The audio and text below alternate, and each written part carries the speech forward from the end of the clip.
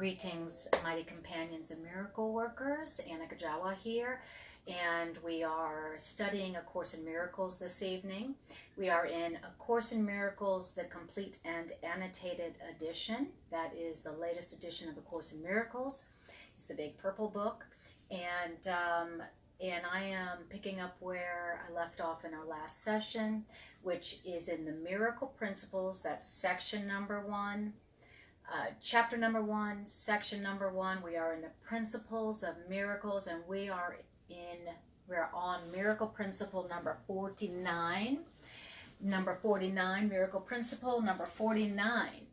And we have 2 principles left to conclude chapter 1, section 1 that we've been in for months now.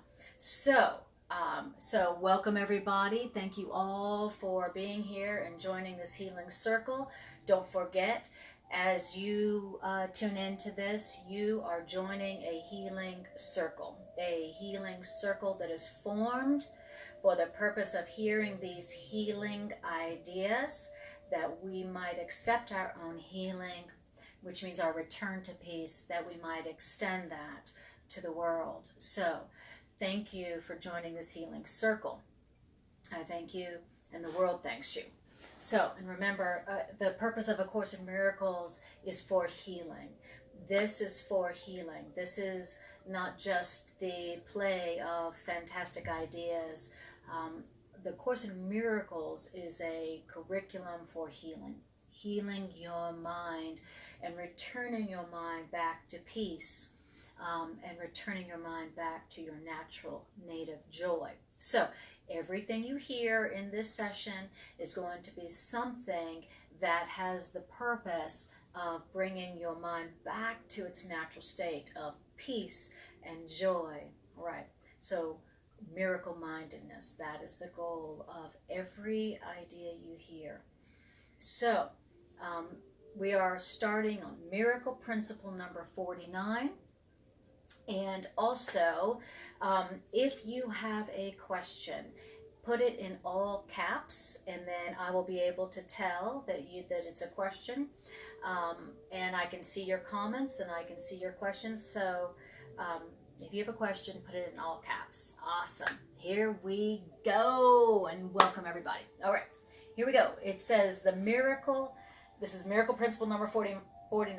The miracle makes no distinction among degrees of misperception. What does that mean? That means the miracle. That means all of these thoughts in this book are a device for perception correction, which is effective quite apart from either the degree or the direction of the error. And this is the miracle's true indiscriminateness. Okay, so that is good news. So for these ideas, or any loving and true ideas, it does not matter what degree of an error that you have got going on. It doesn't matter if it's what you call a big mistake, a big problem, a little problem, whatever, regardless of the degree of the problem that you have got going on. These ideas, miracles, make no distinction. So the miracle doesn't look at your problem and go, oh, that's a big problem. That's a big problem. Oh, well, that's a little problem. The miracle doesn't, what does it say? It is completely indiscriminate. The miracle, you allow a true thought to be brought to your problem, and it just goes, oh, error. That's it. Love, truth.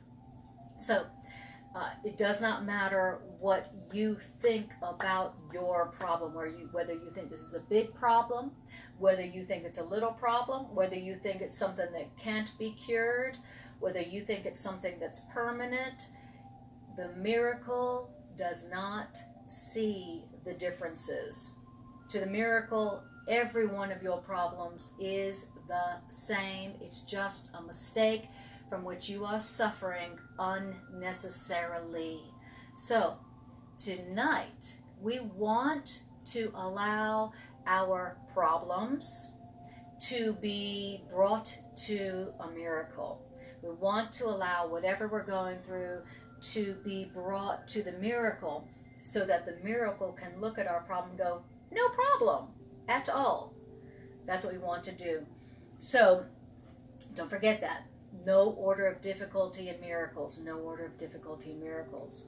Then it says, higher mind controlled miracles are selective only in that higher mind miracles are directed towards those who can use them for themselves. Since this makes it inevitable that we will extend the miracles to others, a very strong chain of healing is welded. Okay? But higher mind control takes no account at all of the magnitude of the miracle itself. Why? Because the concept of size exists only in a plane that is itself unreal. And since the miracle, which is a right thought, aims at restoring reality, the miracle would be hardly useful if the miracle were bound by the laws of the same error that the miracle aimed to correct. Only human beings make that kind of error, and it's just an expression of the, quote, foolish consistency that our own false beliefs have engendered. All right, so remember that the miracles that are engendered from your higher mind, they do what? They don't take account at all of the magnitude of the miracle itself. The concept of size is what? Only exists in a plane that is itself unreal. In other words, the miracle is not bound by the laws of time and space and size and magnitude that rules the problem.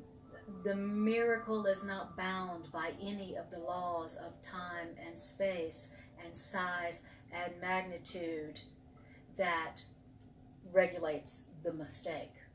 The miracle takes no account at all. What the miracle does is it restores reality. And the miracle is not under the laws of space and time. So when you bring your problem to the right thought, to the miracle looks at it and doesn't even take account of the size, the magnitude, or any of the so-called laws of time and space that you think rule that problem. How beautiful is that? And the miracle isn't bound by the laws that the problem is bound by. Hallelujah. So what is it right now? What problem are you experiencing right now that to you seems big, that to you seems impossible? That is the problem that we want right now to bring to this idea, and to remember the miracle is not bound by the laws of space and time. And remember, say to yourself, I am under no laws but God's. I am under no laws but God's. And God doesn't say, well, that's a big problem, and that's a small problem, and that's a difficult problem, and that's a complex problem, but that's a simple problem. You are under no laws but God's. And God said, all problems the same, just a simple mistake from which you are suffering, but needlessly. So we want to apply this idea to whatever we call our impossible problems, whether it's an impossible personal problem or an impossible global problem as we know it. Hold that thought, I got to get my water. Okay. All right. So, all right. And welcome Stephen and Ashley and Deborah and Jeffrey. All right, I love it. Jeffrey says, the sun shines away all the shadows big and small. Hello, Paris. Exactly. And so we want to remember, I'm under no laws but God's.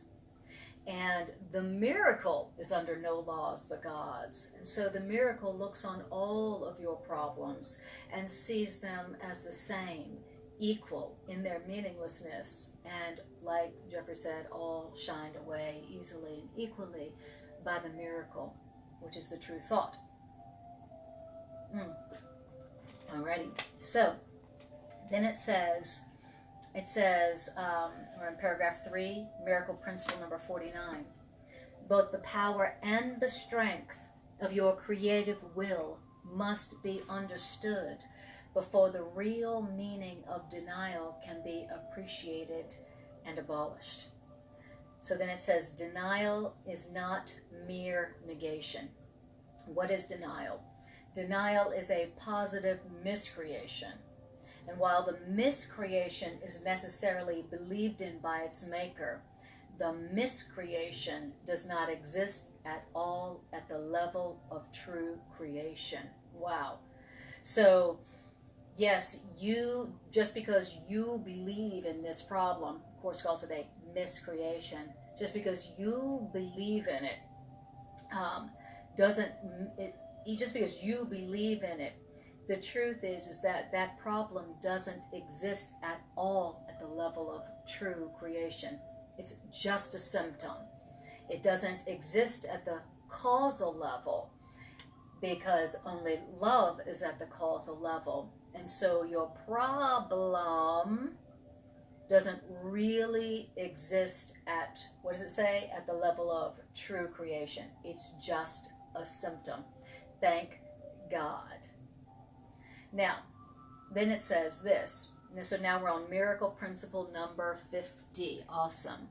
Beautiful. And don't forget, if you ask a question, make sure to put it in all caps so it will catch my eye. And don't forget, always, as you hear these ideas, always be thinking for how you can apply it to what you need peace around today. Whatever that is, always bring that in here. Every thought you hear is a miracle. It's a right thought whose purpose is to return your mind back to miracle-mindedness, is to return your mind back to peace, and to remind you of your true creative power, that you can experience what you want, you can have what you want, and you can experience the abundance and the healing and the joy that you deserve. So that's what all of these thoughts are for. They're all for use by you who deserve peace and healing and joy and abundance and love always and in every situation, no matter what you are going through. So always remember, how can I use this? What is it saying, and how can I use it right now?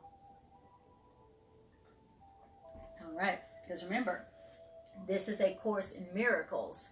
So this is a course in how to allow miracles for yourself. Miracles of healing, miracles of joy and love and abundance that you are entitled to. And it's how can you experience and receive those miracles that to you would seem impossible. That's what this is a course in. So, miracle principle number 50. It says, the miracle, the right thought, compares what you make with the higher level of creation, accepting what is in accord with reality as true and rejecting the discordant as false. So what does a miracle do? What does a miracle do? It compares whatever you have made your problem, your upset, and it compares it with the higher level of creation. It compares it with reality. And whatever is in accord with that loving reality, it holds as true. And whatever of your thoughts or whatever you made that is not compatible with reality, the higher level of creation, the miracle rejects as false. So that is what A Course in Miracles does. It takes your thoughts, your painful, fearful, angry, guilty, lacking, lonely, separate thoughts or miscreations. It takes them and then it compares them to what the Course says, to the truth. And then whatever matches what the Course says, then it goes, that's true. And whatever doesn't match what the truth says, then the miracle goes, that's not true. Okay? And so that's one of the ways a miracle heals. It takes what you believe, compares it to the truth, and then if it doesn't match up with the truth, it says, hey, that's not true. what you believe that's hurting you, that's making you afraid, it's not true. It's not true. Okay. That's what a miracle does. It shows you that what you're upset about, what you're afraid about, what you feel hurt about isn't true. Now, eventually, when we hear the things that are frightening you and hurting you, they're not true, eventually we're going to go, thank God. I hope I'm wrong. But that's something a miracle does. It looks at what you believe that's producing what you go through, and it's comparing it to the loving truth about you. And in that way, showing you that what you're believing about the situation or yourself just isn't true. And thank God. So that's what a miracle does. And then it says, as a matter of fact, all aspects of your fear are untrue. Wow. All the aspects of the fear that you're experiencing, all not true. Not true about reality, not true about you, not true about others, not true about the universe. All aspects of fear are not true. So if something that you're experiencing is frightening to you, then what you are believing is not true. Thank God. And the reason that all aspects of your fear are untrue is because all aspects of your fear do not exist at the higher creative level, which means all aspects of your fear do not exist at all. Very interesting. And so to whatever extent you are willing to submit your beliefs to the real test of truth, the real test of validity and the real test of truth, to that extent are your perceptions healed or corrected. And so what we're talking about here is a process of sorting out the false from the true. And that's what the miracle does. A miracle is something that sorts out the false from the true relative to your fears, your fearful thoughts. And so a miracle comes in and you say, okay, miracle, hey, miracle, this is what I'm feeling, this is what I'm thinking, this is what I'm going through, this is the problem I've got. And the miracle goes, okay, we're going to sort out here what's false about your thoughts from what is true. And we're going to sort out what's false about what you're experiencing and what's true about what you're experiencing. That is how the miracle produces a miracle. Okay, so so basically what we're talking about here is a test, the test of truth. So the miracle goes, all right, I will take that aspect of your fear, I'll take that fear, I'll take that problem, I'll take that fear, I'll take that guilt, and we're going to put it to the test of truth. And as we put your fear to the test of truth, then what's true from the false about your thoughts is sorted out, you get your miracle of healing. That's how it goes. Beautiful. So we're getting a test of truth. Now, so this is how you sort out the false from the true about what you are thinking. Okay, just in case you want to know what is true about what you're thinking and what you're going through, this is the test of truth. All right. So it goes like this. Here's the test of truth. Perfect love casts out fear. If fear exists, then there is not perfect love. But only perfect love really exists.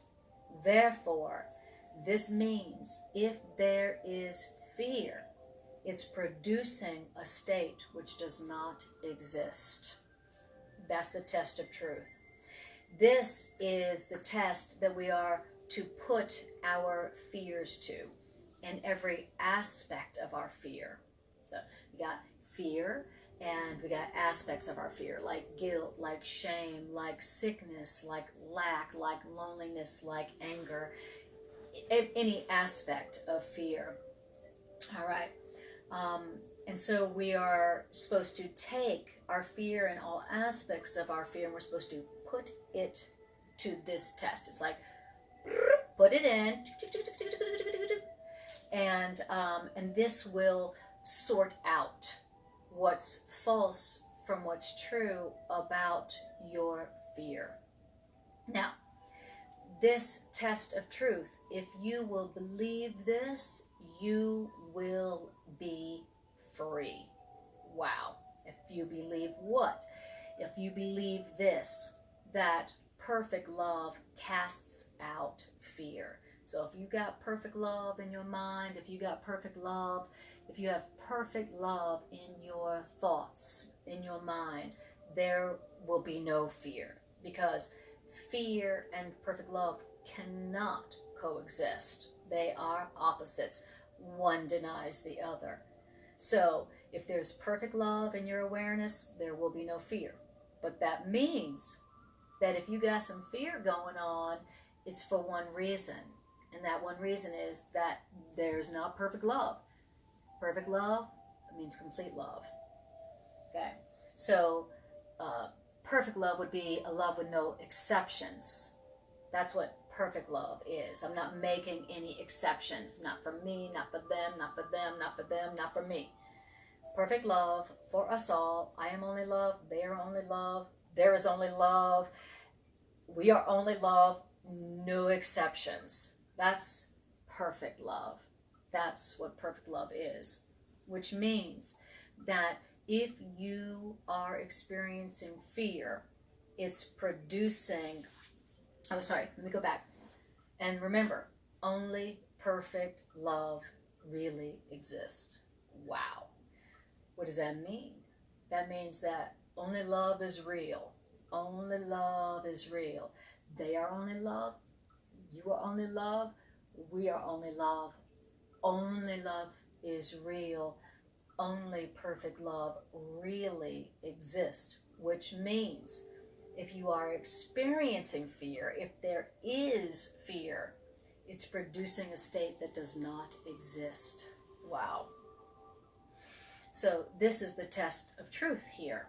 To know, excuse me, whether what you are perceiving is real, true, or made up, false, not true, not accurate. Now, to hear and to remember that whatever you're experiencing that is not loving, whatever aspect of fear you are experiencing, to hear that it is false, it is not true. That is the healing.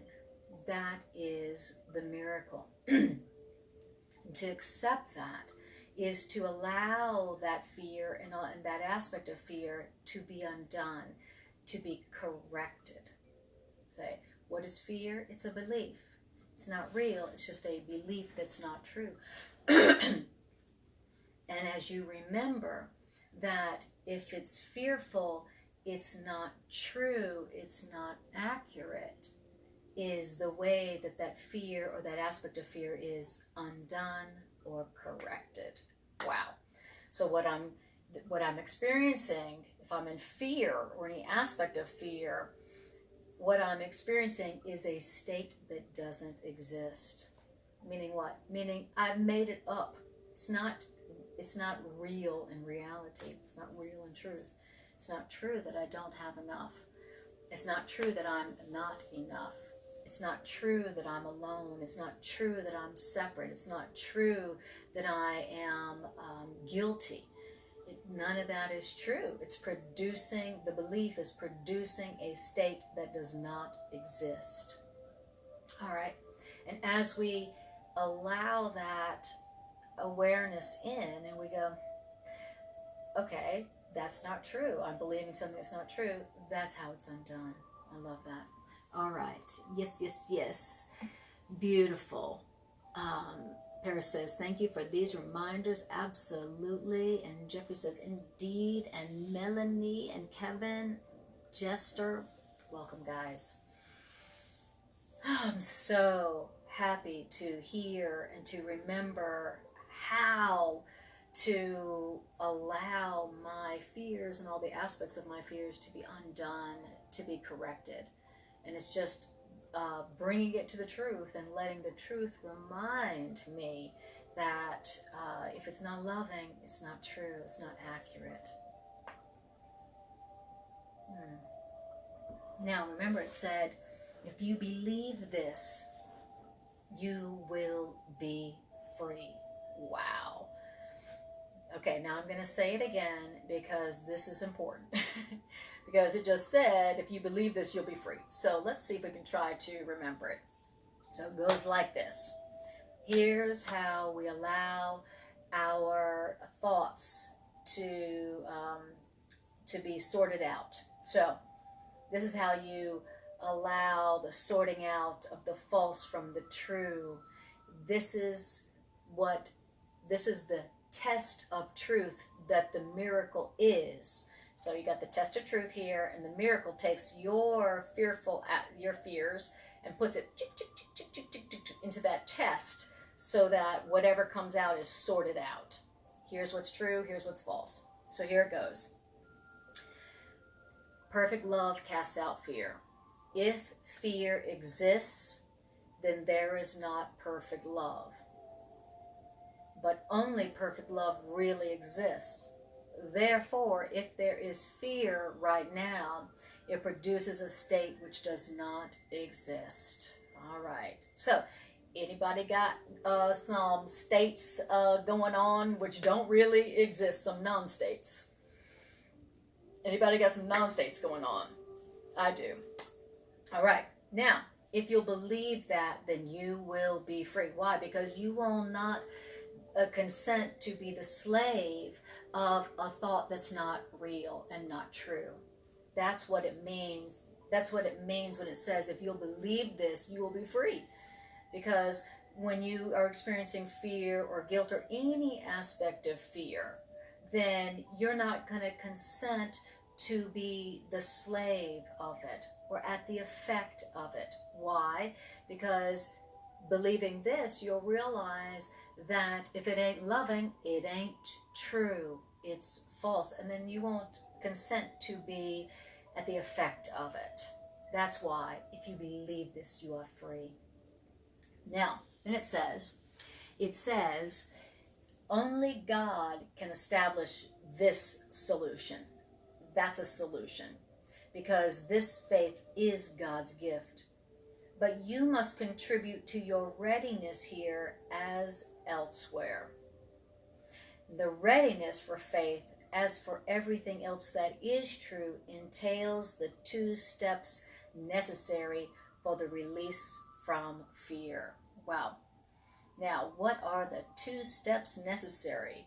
Well, the 2 steps necessary for the release from fear appears to refer to the 2-step sorting out process, which is realizing that your fear has cast perfect love out of your mind. That's the first step in the sorting out. My fear has cast perfect love out of my mind. And step 2 is realizing that since only perfect love is real, the loveless state you are in now must be unreal. So that's what we want to tell ourselves about any place that we're experiencing fear or any aspect of fear.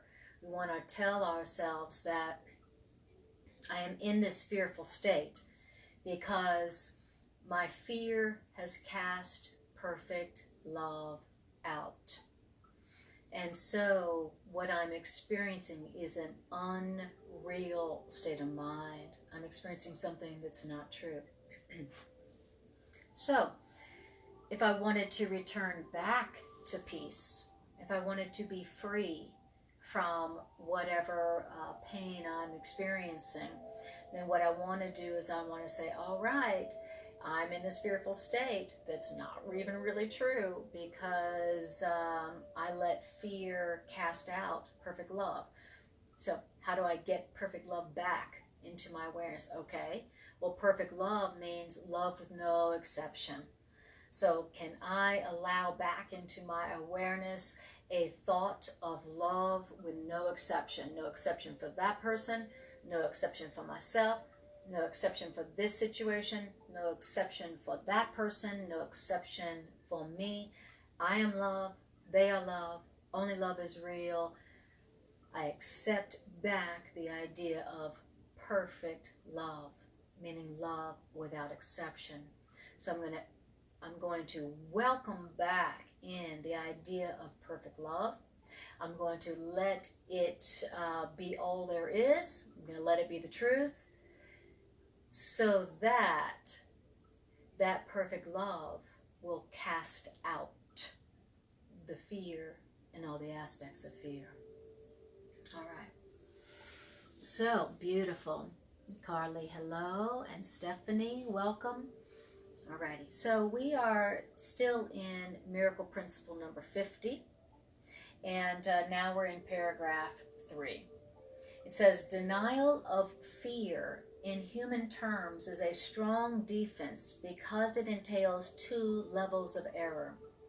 The truth can be denied, and the absence or that absence of truth can be effective. Okay, so what does that mean? That means this, paragraph 4. Recognizing fear corrects only the second error, which is that absence of truth can be effective. And miracle-mindedness corrects the first error, which is that truth can be denied. Some folks are more miracle-minded and less able to recognize fear, while other folks are less miracle-minded but better able to recognize fear. However, these differences do not affect the power of the miracle at all, since only the distinction between truth and error is the miracle's concern. The only concern of the miracle is it true or false? That's it. That's the only thing that the miracle, the right thought, is asking of any of your beliefs or any of your problems. Is this true or not? It's not looking at size.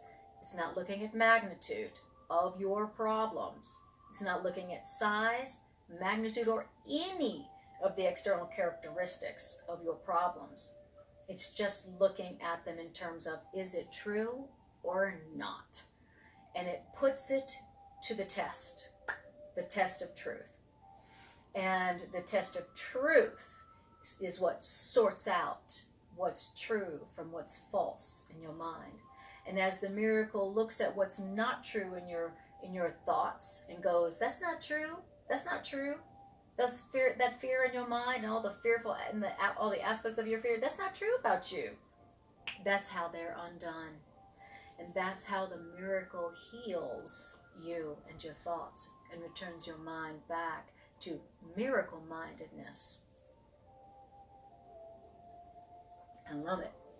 Now, it says further, when these different types join together, the conditions needed for consistent miracle-mindedness, which is the state in which fear has been abolished, can be particularly well worked out. I love it. And so, what's the goal here? The goal here is consistent miracle-mindedness. What is that? What is the state of consistent? I am consistently miracle-minded. That means that is the state of mind in which fear has been abolished. That's the goal of this course. A state of mind where fear has been abolished. Can you imagine? Miracle-mindedness, that's the goal here. That is the state of mind in which miracles are natural and where healings occur miraculously without all the laws of space and time. And that's the goal here. Miracle-mindedness. That's a state of mind where fear has been abolished. Now, remember, how do you abolish fear from your mind?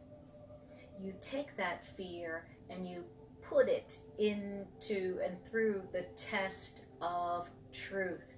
You bring your fearful thoughts and all the aspects of your fear, the guilt, the shame, the pain, the lack, the loneliness, etc., etc.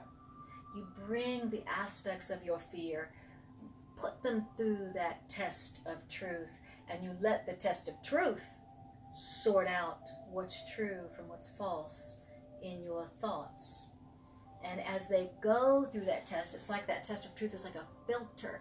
It's like a charcoal filter that takes out the impurities. You know how a charcoal filter takes out the impurities of water? Well, the test of truth is a filter that your thoughts go through like water, and then what comes out is just pure. The impurities, meaning the false aspects of your thoughts, are dissolved or taken away, abolished. I love that. Beautiful. Now, so that's how you get back into miracle mindedness. You allow yourself to come back to miracle mindedness by putting your thoughts to the test of truth. So if you're tired of suffering from all those aspects of fear, then take your thoughts and put them through the test of truth. And the test of truth will undo the aspects of your thoughts that aren't true and that are hurting you. Awesome. I love that. Beautiful. All right. Beautiful. Okay. Here we go. Then it says this. We're on paragraph 5, miracle principle number 50. The purpose of this course is integration. Purpose of a Course in Miracles is integration. What does that mean? That means you cannot use the Course in Miracles right until you have taken the Course in Miracles. I love it. You cannot, what? You cannot use a Course in Miracles right until you have taken a Course in Miracles. How very interesting. And as long as your identification with body or spirit either vacillates or is weak, you cannot accept the gift that belongs to you. Wow. Let me say that again. As long as your identification either vacillates or is weak, you cannot accept the gift of the Course in Miracles that belongs to you. Interesting. What is a Course in Miracles? It is a gift that belongs to you. Now, you cannot use the Course in Miracles right while your identity does what? Vacillates or is weak. Meaning, to say you can't use the Course in Miracles right is to say that you're not accepting the gift of a Course in Miracles that belongs to you. Interesting. What is keeping me from accepting the gift of the Course in Miracles that belongs to me? What is keeping me from using a Course in Miracles rightly? So it's interesting. What is it? It's this. It's my identity vacillating or being weak. Now, what does that mean? That means you are still either vacillating between recognizing the gift of a Course in Miracles and throwing the Course in Miracles gift away. Wow. So, very interesting how it says here that Course in Miracles is a gift. And it says you cannot use a Course in Miracles while, you cannot use it rightly until you've taken a Course in Miracles. And a Course in Miracles is a gift that belongs to you. But right now it's saying that we are vacillating. We are vacillating between accepting what the gift of a Course in Miracles and using it and throwing it away. That's what we're doing with a Course in Miracles, which means that's what it means to say we're not using a Course in Miracles right at this yet. How very interesting. Now, then it goes to say, it talks about why it is that we are still choosing to throw away the gift that is A Course in Miracles. Okay, so here we've been given the Course in Miracles as a gift, and we're vacillating. We're vacillating. Should I keep and use the gift that A Course in Miracles is, or should I throw it away? And we're vacillating, vacillating, vacillating. Should I keep and use the gift A Course in Miracles is, or should I throw it away? Vacillating. Now, and it says that the reason that we are still tempted to throw away and not use the gift that A Course in Miracles is, drum roll please, is because we are regarding ourselves as too weak to accept it. Wow.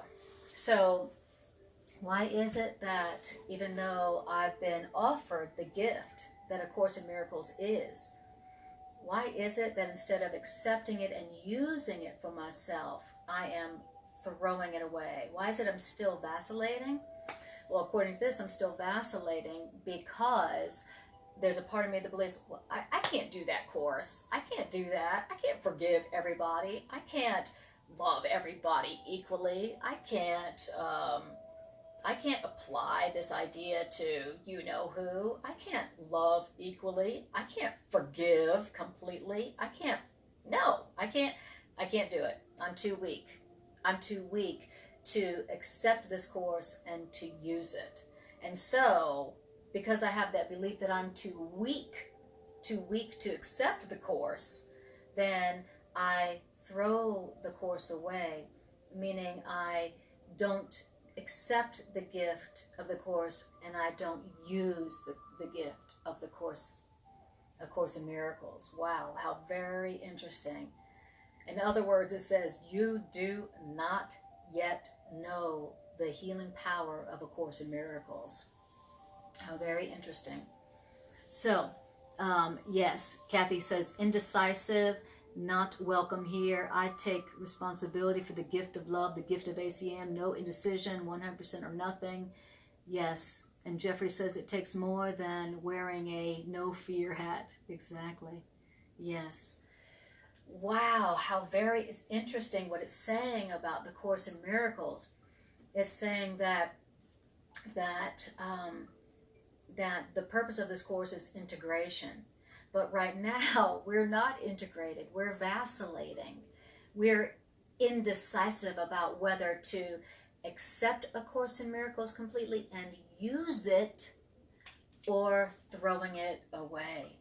And so we're vacillating. And when it's saying about A Course in Miracles, what it means to take the Course in Miracles means to use it. That's what it means to take A Course in Miracles. Take the Course in Miracles. I accept it and I use it. But it's also telling us why it is that we still choose to not use it. We still choose to not take it. Even though we love A Course in Miracles, we received it, but why is it that we're not using it? We're not taking the Course. We're still vacillating. It's because it says that I am still regarding myself as too weak to accept it. Wow, how very interesting. So the reason we are not taking the Course, and which means using the Course as it says, is because we see ourselves as too weak to accept it. I can't do what A Course in Miracles is asking me to do. I can't do it. I'm too weak to do what it says. I'm too weak to accept it. How very interesting. Very interesting. But he's saying that you can't use it rightly until you have taken the Course, which means used it for yourself.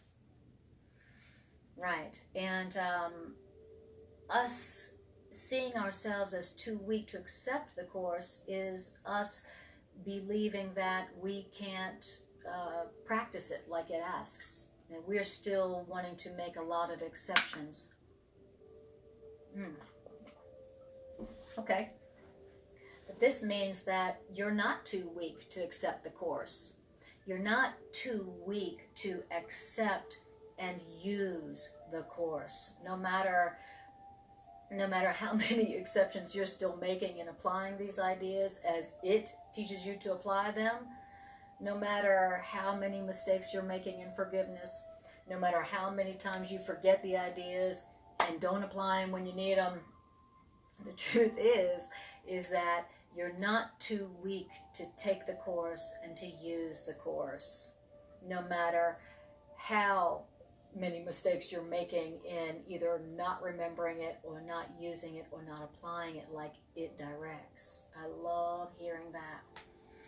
Now, the reason it says that we believe that we're too weak to accept the Course and use it is because what? Because we don't yet know the healing power of A Course in Miracles.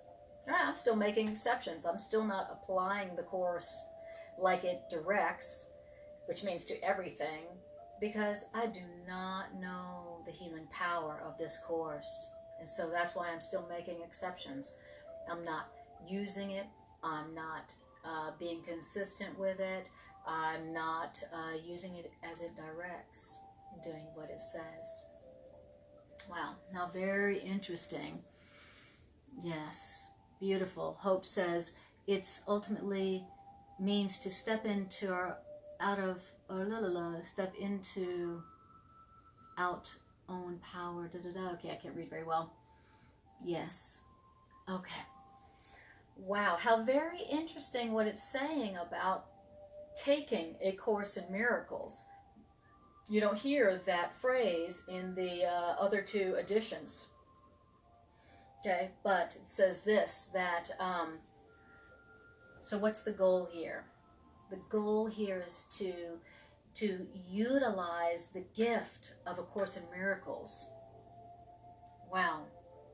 It says, as long as your identification either vacillates or is weak, you cannot accept the gift that belongs to you. Wow. So, what is A Course in Miracles? It is a gift that belongs to you. That's what A Course in Miracles is. So you've been given a gift. It belongs to you. But here we are still going, I don't know, should I accept the gift and use it? Or should I throw it away because I can't do it anyway? So that's too hard. I'm too weak to do what A Course in Miracles seems to be asking of me. I can't do the practice A Course in Miracles is advocating. I'm too weak to do what A Course in Miracles says to do. It says that we're still vacillating. Accept the gift and use it and free myself, or throw it away because I'm too weak to use it. But the only reason you would not use, meaning not accept the gift that is A Course in Miracles, is because you do not know the healing power of A Course in Miracles. And the healing power of A Course in Miracles makes it such that you're not too weak to use A Course in Miracles. You're not too weak to do what A Course in Miracles advocates. You're not, no matter how slow you perceive that you are in hearing it, remembering it, applying it.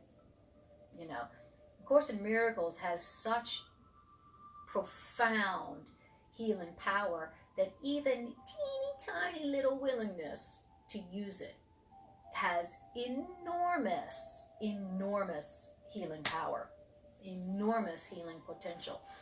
That's how much healing power it has. The Course in Miracles says that the miracle, whatever your level of willingness is, the miracle meets it. That's how profound the healing power of A Course in Miracles is. All you have to do is a teeny tiny little bit of willingness to hear it, to remember it, to use it as it directs, and then the miracle does the rest. That's how powerful it is. And so whatever belief you have that you're too weak to do A Course in Miracles or to do what it says is just a false belief. It's not true. It's just an aspect of your fear. It's you vacillating between accepting the gift that A Course in Miracles is and throwing it away. Wow. So good to know. Beautiful. Yes, yes, exactly. Most of us don't really know how powerful we really are. That is very true. Hope and hello, Tamra. Oh, beautiful. All right, you guys. I love it. We just heard about A Course in Miracles as an extremely powerful, healing, powerful gift that A Course in Miracles is a gift that belongs to us. The Course in Miracles is a gift that belongs to you, and you are not too weak to use it as it directs and to use it and release the tremendous healing potential power that is in A Course in Miracles. It's a gift. All right. Now, then it says this. After you have taken the course, you will accept the course, which means you will keep the course and you will use the course. Wow. Using the course, accepting the course, which means keeping the course, which means using A Course in Miracles, that's the final exam. Do you accept it? Do you keep it? Which really means, do you use it? Now, once you use A Course in Miracles, that's the final exam. Now, and it says, that is the final exam which you will have no trouble in passing. And by the way, midterm marks are not entered in the permanent record. So whatever you've done up until the point when you take the final exam of A Course in Miracles, which means you finally use it, doesn't even matter. It's not even entered in the permanent record. Wow. Okay. So what is A Course in Miracles? It is a course that is it's a course that you use. So what's the final exam of A Course in Miracles? Is that you use it, that you accept it, that you keep it, which really ultimately means that you use it. So that's how you'll know you have taken A Course in Miracles and passed the final exam. Do you use it? Do you use it? And that's what A Course in Miracles is telling us all throughout. Listen, the whole purpose of this is that you use it. And all it's doing throughout the entire course is teaching you how to use it. Here's the truth. Here's how to use it. Here's this gift that is A Course in Miracles, and here's how to use it. So that's what accepting the course means. That's what it means to use the course right. That's what it means to take the course. It means you accept it and also you keep it, which means you use it. How beautiful. Beautiful. Now, and it also explained why it is that even after many of us have received the gift of A Course in Miracles, that we're still vacillating. We're still vacillating. Should I keep it and use it and take it for real? Or should I throw it away because I'm too weak to do what it says to do or what it asks of me? I can't do that. That's why some of us throw it away. And it also explains so beautifully our relationship to the Course, right? A lot of us have this relationship with the Course where we're vacillating. So anybody out there have a relationship with the Course in Miracles where you're vacillating? Should I take it, accept it, and use it without exception like it directs? Or should I throw it away because I'm too weak to do what it says. Okay, anybody else out there vacillating? All right. What a beautiful explanation of our relationship with the Course in Miracles. And also a reminder of what A Course in Miracles really is. It is a gift that is given us that belongs to us. A gift that when we accept it and take the Course, then it is something that sets us free. It is a gift that enables our own thoughts to set us free. Free from worry, free from lack, free from limitation, free from pain, free from loss, free from everything that limits us in our perception. Wow, how beautiful is that? Hello, Jerry. I love it. And hello, Lisa May. All right. Beautiful. Okay. So that was the end of the principles of miracles. All right. It's a miracle. I have been in chapter 1, section 1 for months now. So now we're going to chapter 2. We're going to begin chapter 2 this session this evening. All right. So here we are. Now, we are in chapter 2, and this chapter is called Right Defense and Release from Fear. Okay, so we've been talking about fear, and that fear is the only thing that we really need corrected. What's the problem? Fear. Where's the fear? In our mind. What's the healing? The correction of the fear in our mind. And what corrects the fear in my mind? Bringing it to truth and letting truth sort out what's true from what's not. Letting truth correct the fear. That's how the fear in our minds is undone. And that's what a miracle does. The miracle compares your fears and all the aspects of your fear to the truth about you. And when the fear is brought to the truth about you, the fear in your mind is undone, it's corrected. And then you are released from that fear, and then you feel free. You say, whew, wow, I feel free. And it's a miracle. So, now we go to chapter 2. So we are Course in Miracles, the Complete and Annotated Edition, and we are now starting chapter 2. All right. Now, this is a very, very, very, very deep section. And the name of this section is The Real Meaning of Possession. Dun, dun, dun. The real meaning of possession. What could that mean? All right, you ready to talk about possession?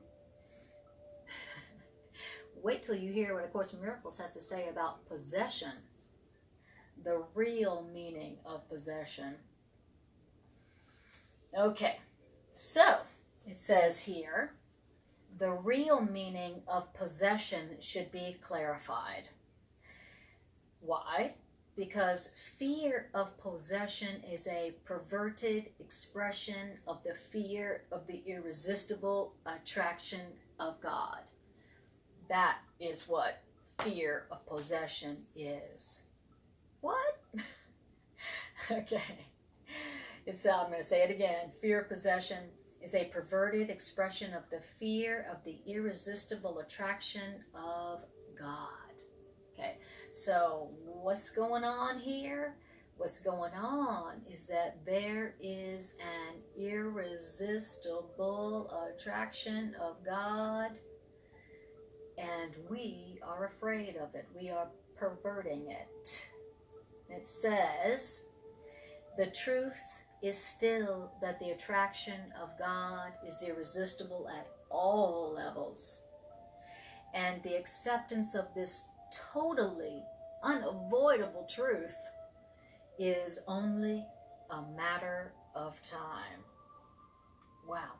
But you should consider whether you want to wait, because you can return now if you choose. Wow. Very deep. So what it's saying is that the truth is still that the attraction of God is irresistible at all levels. And that the attraction of God that's irresistible, the acceptance of this totally unavoidable truth is only a matter of time. Wow. So what's going on here? What is the truth that is completely, totally unavoidable? What is the unavoidable truth? It's that the acceptance of the attraction of God that is irresistible. Wow. So there's the attraction of God. We are attracted to God. God is attracting us, and that is an irresistible attraction. We are irresistibly attracted to God, and God is irresistibly attracted to us. You cannot resist the irresistible attraction of God. God wants you. God wants you. God is attracting you. The love of God is attracting you. The love of God is always, always calling to you, drawing you back home. The Course in Miracles says you are home in God. You are home. Your home is the heart of God itself. And the heart of God itself is always calling you back home, where you are at home in the heart of God. And that is an unavoidable truth. That is the truth. You're always being irresistibly drawn back. Now, it's saying now you should consider whether you want to wait. Like, oh no, I'm gonna say no, I'm not, not now, I'm afraid. You should consider whether you want to wait to be drawn back home into the heart of God, because you could return now if you so choose. If you so choose. See, so the fear of possession is what? It's my fear. So God is irresistibly attracting us all back home into God's heart. But we are afraid of that. We are afraid of that because that we're afraid of being possessed. And so now we have a fear of possession. We have a fear of possession because at a soul level, we feel the irresistible attraction of God drawing us, pulling us, attracting us at all times and on all levels, and it's unavoidable. But to us, it's frightening because it feels like we're about to be possessed. And so what we experience as the irresistible, unavoidable attraction of God, we pervert and now experience as the fear of possession. Ooh, I gotta say, no, I don't want to be possessed. Because if I allow myself to be irresistibly drawn back home into the heart of God, then as far as I know, I cease to exist. Me thinking I am my separate body. So how very interesting. So now we've got the fear of possession going on. All right. Tamara goes, what? I know, exactly. All right. I know. This version is now going to talk in depth about our fear of possession. and the different forms that fear comes in, the different forms that it takes. Gotta take a breath on that one. Okay, but did you hear about the one unavoidable truth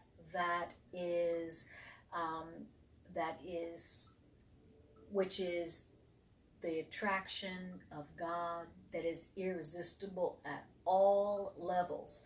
God is attracting you at all levels, all the time.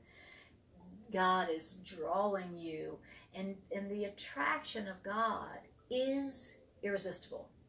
It's irresistible. The attraction of God for you, drawing you back, is irresistible. Now, that's what's frightening, is because we can't resist that drawing power that is the love of God. The love of God is irresistibly drawing us, but we are afraid of that. Because why? Because we can't resist. That's why we're afraid of God and the attraction of God, because we're trying to resist, and in our fear of that, we now we're afraid of possession. I'm afraid of possession because I am afraid of the irresistible attraction of God that's drawing me and attracting me at all levels.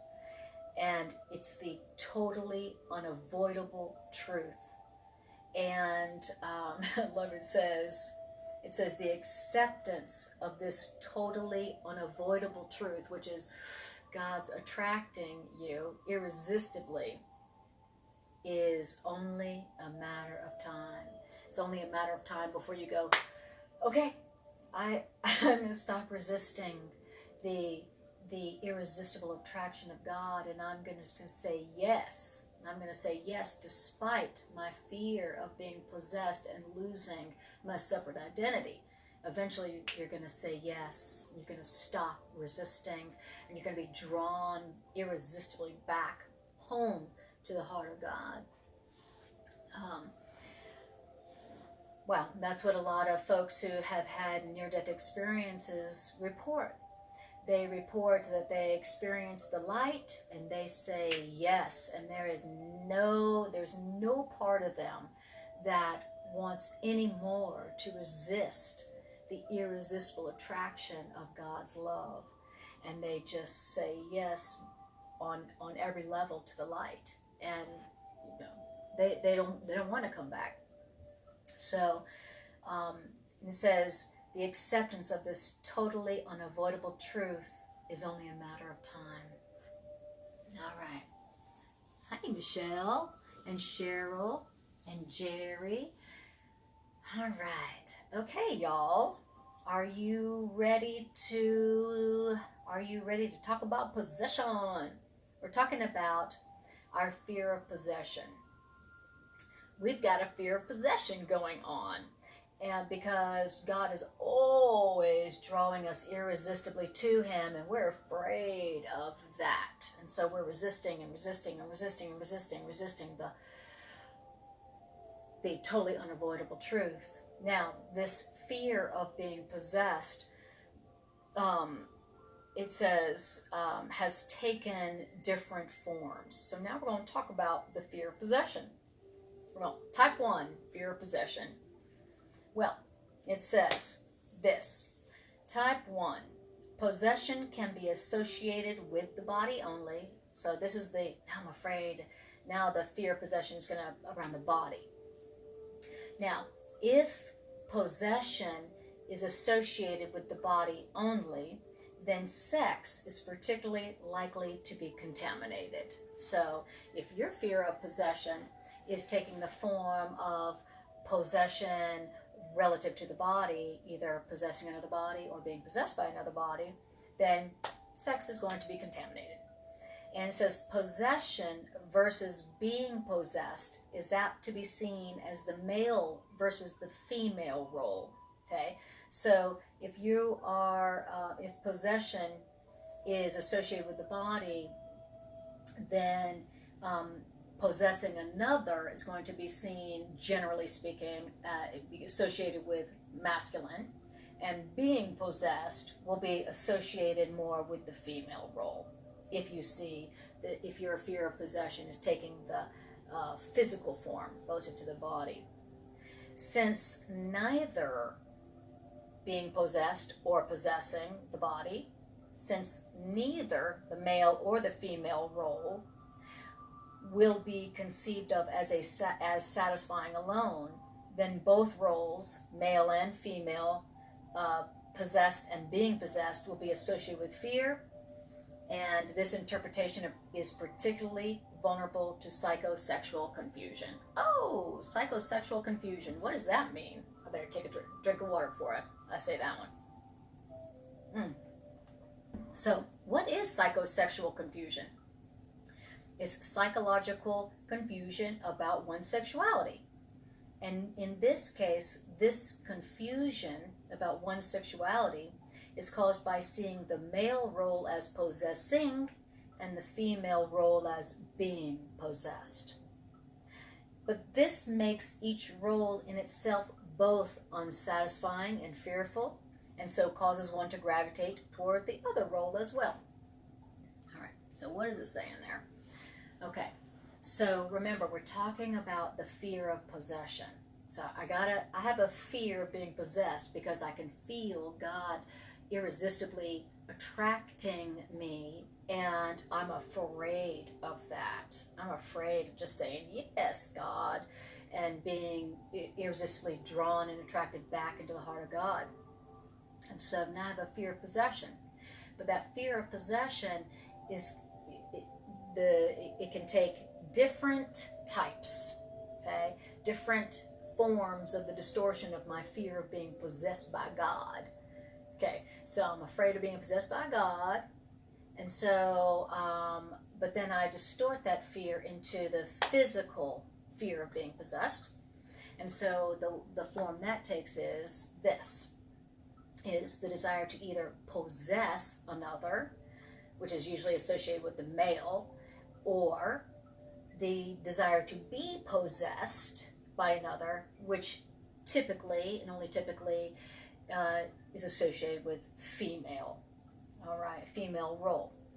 But it's saying this, that regardless of which role that you take, the male or female role, I desire to possess another, I desire to be possessed, either one of those roles are dissatisfying. You're never going to experience satisfaction of like, oh, I want to possess another person's body. Oh, now I'm satisfied. You're also never going to be in the, oh, I desire to be possessed by another. Oh, and now I'm totally satisfied. You're not going to be satisfied by either one of those roles, the male or the female role of being possessed or being possessing.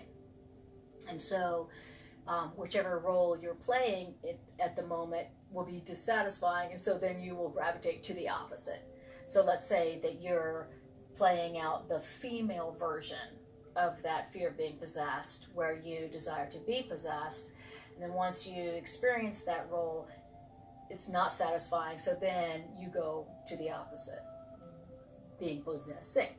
All right. In other words, psychosexual confusion, as we're saying. All right, any questions? Hello, Chris and Cheryl. Okay, anybody have any questions about possession? The desire to be possessed or the desire to possess? Well, just know that both of them are distortions, meaning they are an expression of your fear of being possessed by God. How very interesting. Now, how are we doing on time? Doing okay. We're going to do a little bit more, and then we'll close it up for this evening. All right. So then it's, now we have type 2. Type 2 of what?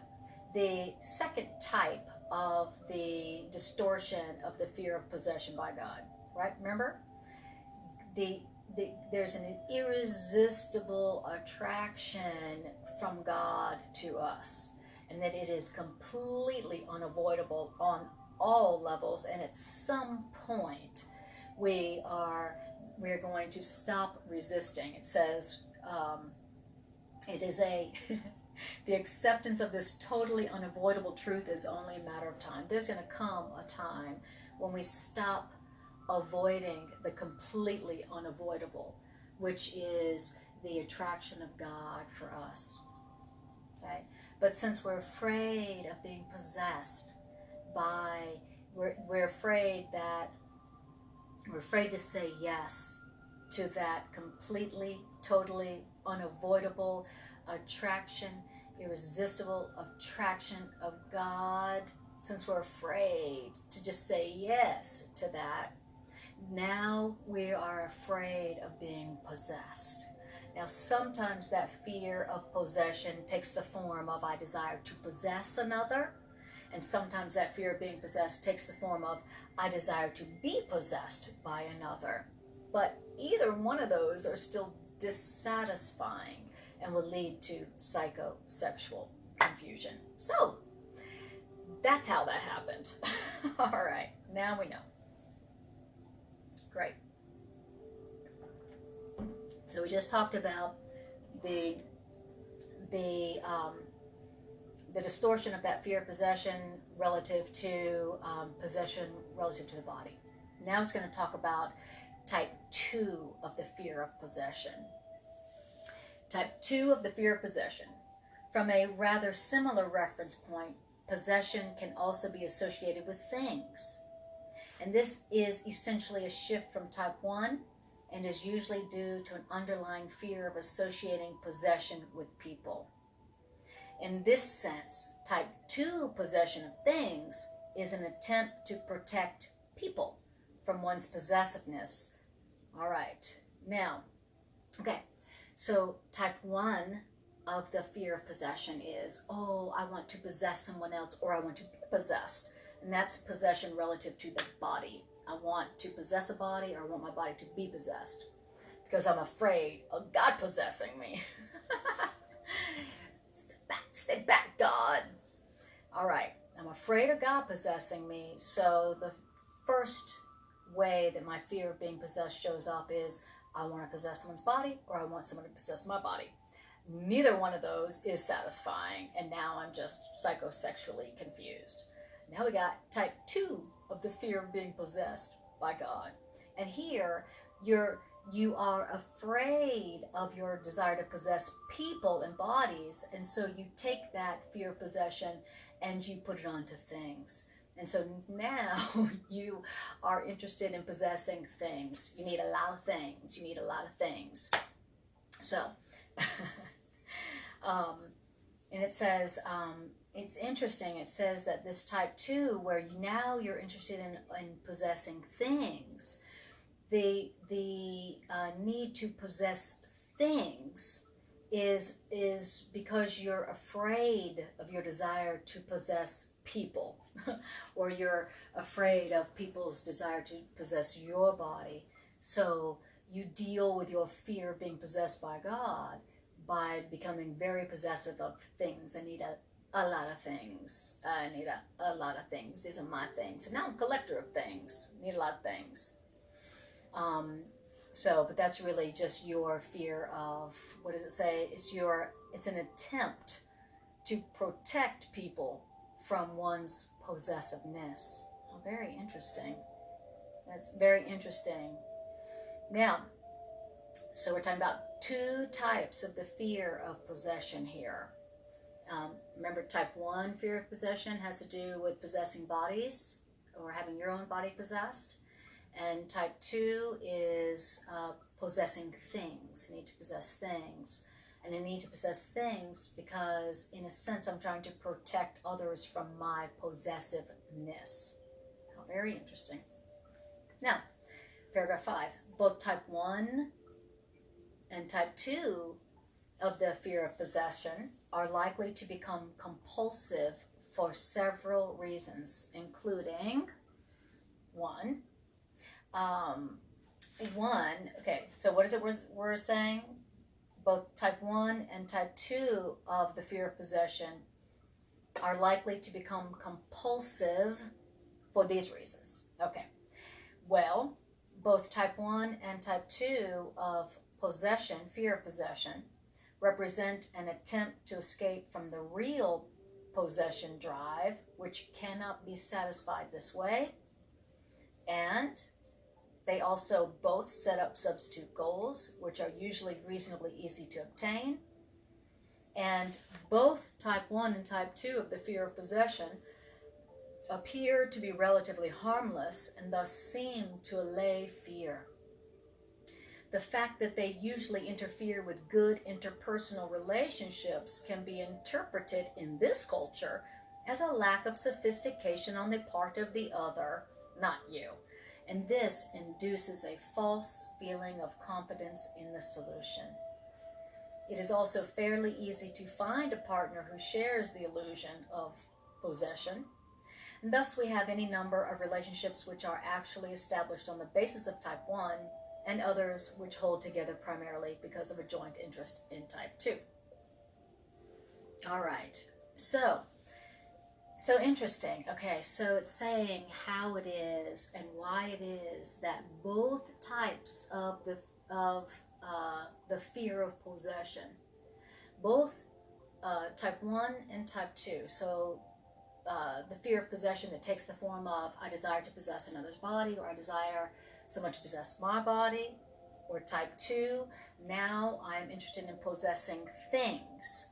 Both of those fears of possession become compulsive because both of those distortions of the fear of possession never satisfy. They never satisfy. And so you just need more, and you need more, and you need more. And they become compulsive because it says that in this culture, even though the fear of possession, as it becomes compulsive in our relationships, makes our relationships completely dissatisfying, we blame that on others. We blame it on others. Interesting. My light just went down. I'm very curious. All right. Very curious.